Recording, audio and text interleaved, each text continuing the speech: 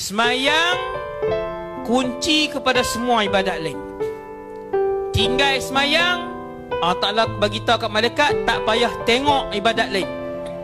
Walaupun sehari dia baca Quran 10 juzuk, walaupun dia bela mak dia sampai mati, daripada sakit tu sampai mati, tak tengok hak bela mak dia, hak dia sedekah seminggu RM5, hak dia baca Quran sehari 5 muka surat, tak tengok.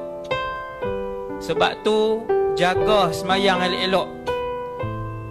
Tuan-tuan, saya pesan kat tuan-tuan yang main ni, kita mak, kita ayah, walaupun anak tu umur 36 dah, kita tahu dia tak semayang, bagi tahu kat dia, suruh dia semayang.